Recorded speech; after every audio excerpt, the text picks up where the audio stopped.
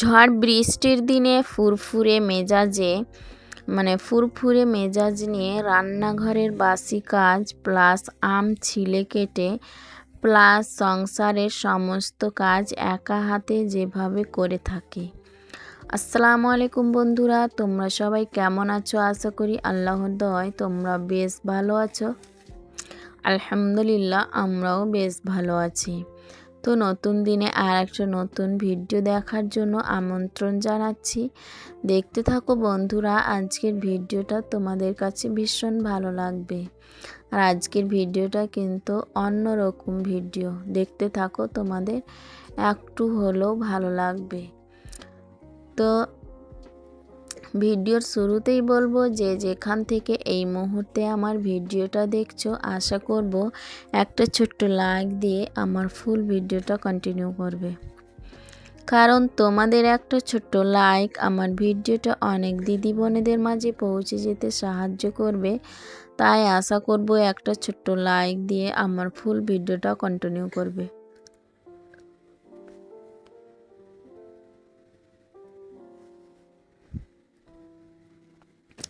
তো আমি সকালে উঠেছি খুব তাড়াতাড়ি করে, কারণ আমাদের এখানে কিন্তু শুক্রবার রাত্রিবেলায় কিন্তু অনেক ঝড় বৃষ্টি হয়েছে, সে কারণে কিন্তু অনেক আম সস্তা হয়েছিল। তো সেই কারণে কিন্তু হাজবেন্ড হাট থেকে কিন্তু অনেকগুলো আম নিয়ে এসেছে, কারণ তারপরের দিনই কিন্তু হাট ছিল, তো হাট থেকে কিন্তু আম নিয়ে এসেছে আচার করার জন্য।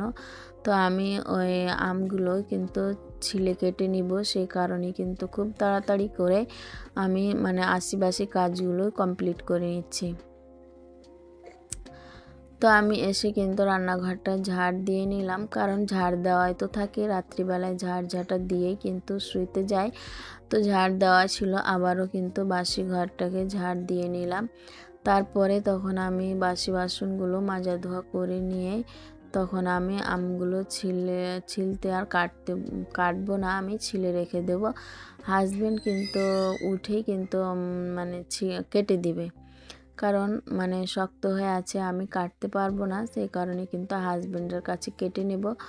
তো আরও দোকানের ওখানে কিন্তু একজন আম দিয়েছিল, সে আমগুলো কিন্তু হাজবেন্ড ছিলে কিন্তু রেখে দিয়েছে, ফ্রিজের মধ্যে রাখা আছে, কারণ তার পরের দিন কিন্তু অনেক বৃষ্টি হয়েছে, রোদ হয়নি, দিন কিন্তু ঝাপসা হয়েছিল, মেঘলা মেঘলা হয়েছিল, সেই কারণে কিন্তু ভাপিয়ে আর রোদে দেওয়া হয়নি আমগুলো, ওইগুলো কিন্তু ফ্রিজের ভিতরে রাখা আছে। আর এগুলো কিন্তু পরে কিনে এনেছে, ওইগুলো কিন্তু এখন আমি কেটে ছিলে আবার ভাপিয়ে নেব, তারপরে কিন্তু রোদে দেব। তো এখন আমি তাড়াতাড়ি করে কিন্তু আমগুলো সব কটায় আম ছিলে রেখে দেব। হাজবেন্ড উঠলেই কিন্তু আমাকে কেটে দিবে, তারপরে আমি ধুয়ে কিন্তু হালকা করে ভাপ দিয়ে নিয়ে কিন্তু আমি ছাদে মেলে দিয়ে দেব।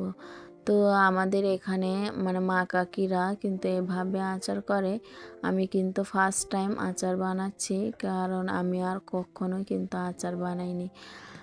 আমার মা বানাতো আর আমাদের দিয়ে দিত, ওইভাবেই কিন্তু চলতো। তো এইবার কিন্তু কে জানে হাজব্যান্ডের কি মনে হয়েছে, আম নিয়ে চলে এসেছে। তো কিছু আম কিন্তু আমি কাঁচাভাবেই কিন্তু সংরক্ষণ করব, সেই কারণে কিন্তু আমি রেখে দেব। আর এগুলো কিন্তু সম্পূর্ণটাই ছিলে নিলাম, তারপরে কিন্তু কেটে ভাপ দিয়েই কিন্তু আমি সম্পূর্ণটাই আচার বানিয়ে নেব।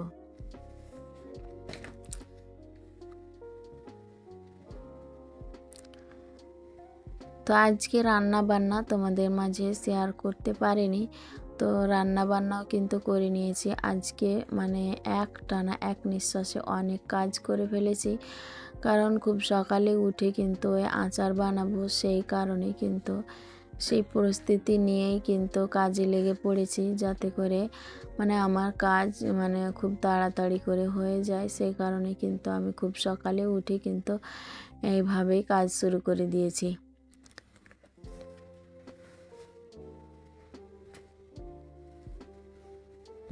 তো আমি রান্না বান্না করে নিয়েছি, আজকে আমি কাঁকরোল আলু ভাজি করেছিলাম, আর মাংস ছিল, তো সেই কারণে কিন্তু একটাই তরকারি আর ভাত শুধু রান্না করেছি।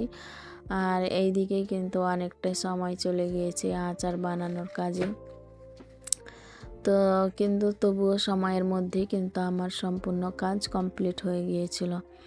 তো এইভাবেই কিন্তু মানে প্রত্যেক দিন কাজ করেই থাকি। তো সংসারের কাজ ছাড়া মাঝে মধ্যে কিন্তু অন্য কাজও আসতে পারে সংসারের মধ্যে।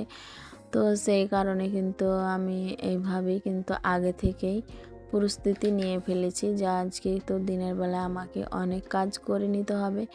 সেই কারণে কিন্তু আমি খুব তাড়াতাড়ি উঠেই কিন্তু কাজে লেগে পড়েছি।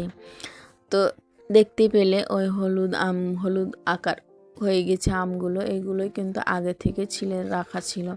হাজব্যান্ড ছিলে নিয়েছিল, তো সেই আমগুলোই কিন্তু ফ্রিজে রাখা ছিল। তো এখন আমি ভাপিয়ে নিলাম, তারপরে কিন্তু এখনই চলে যাব ছাদে। ছাদে গিয়ে মেলে দেব। এখন তো খুব রোদ আছে, প্রচণ্ড রোদ। তো সেই এইভাবে রোদ থাকতে থাকতে কিন্তু বিকেল হতেই না হতে আবার ঝড় বৃষ্টি চলে আসলো। তো এখন আমি মেলে দিয়ে দেব। ছাদের উপরে এসেছি।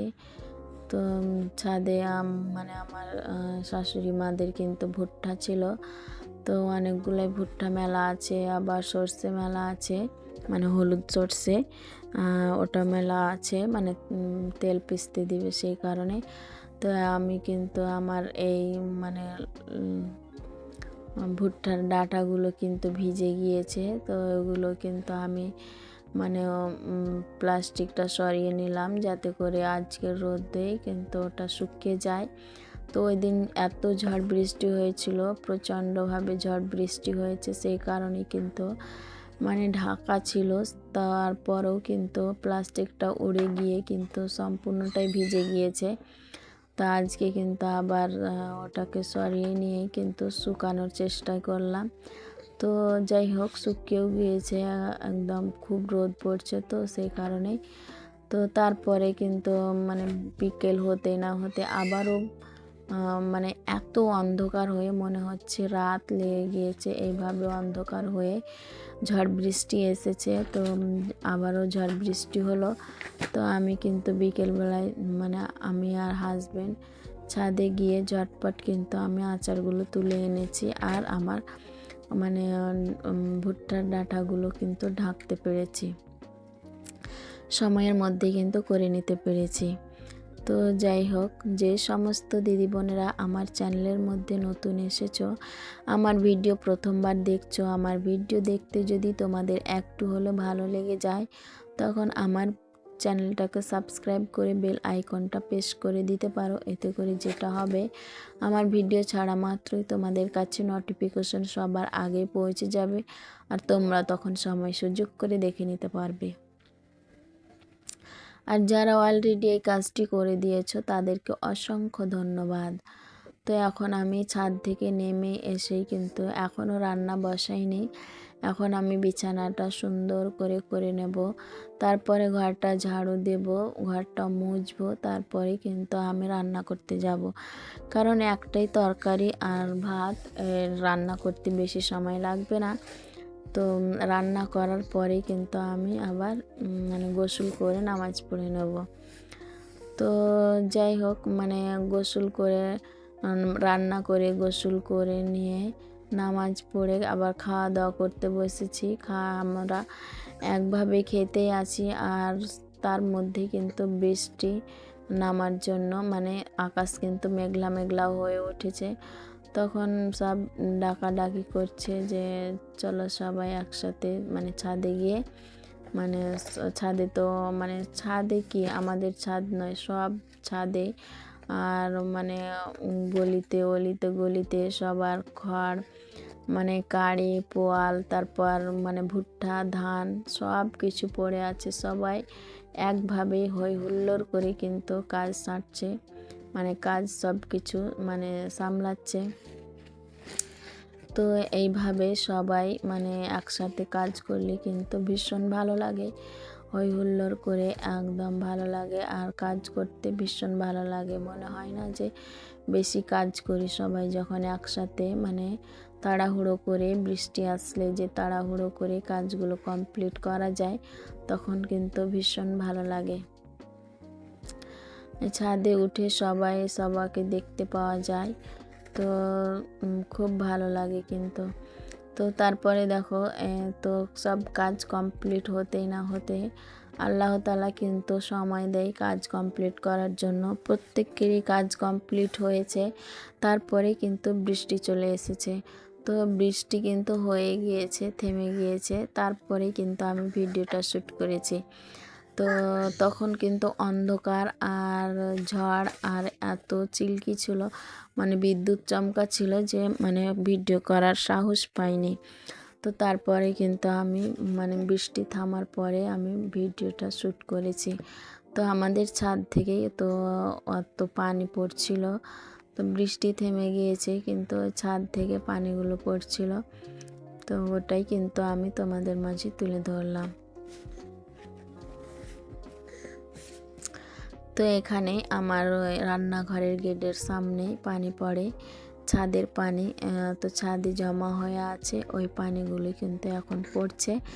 তো কত পরিমাণে বৃষ্টি হয়েছে দেখো, মানে হালকা ঝিরিঝিরি বৃষ্টি কিন্তু এখনও হচ্ছে, তো বোঝা যাচ্ছে না। তো কিন্তু খুব জোরে কিন্তু বৃষ্টি এবং ঝড়ও কিন্তু হলো।